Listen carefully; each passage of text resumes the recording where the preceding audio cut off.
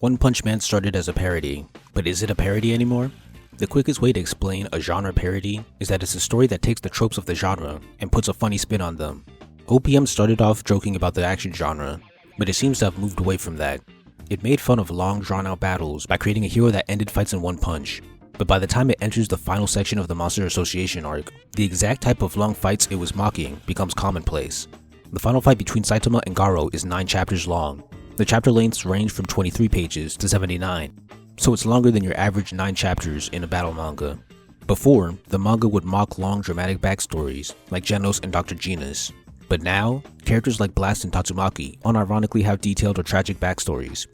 Before, the story threw around convenient power-ups to characters like Mosquito Girl, Carnage Kabuto, and Deep Sea King. They ultimately didn't matter because Saitama would beat them with one punch anyway. That seemed to be the punchline, but now, instead of mocking the trope, it's just doing it. Garou conveniently got his Awaken formed, and he was not defeated in one punch. Atomic Samurai conveniently gets the Sunblade when he's losing a fight, and it gives him victory. If I wanted to reach a little, Genos frequently gets off-screen upgrades, and they actually help him in the arcs. Does this matter? I believe it does due to the unique amount of leeway that parodies get. In exchange for making clever jokes, audiences naturally allow stories to have less plot, character, setting, and theme development. The clearest example is world building. OPM has an underdeveloped world that kinda just throws stuff at the wall. There isn't much consistency or explanation compared to your average action story. It has psychics, superhumans, magicians, monsters, cyborgs, and it doesn't even try to explain how they all fit together. Audiences generally give parodies a pass on that.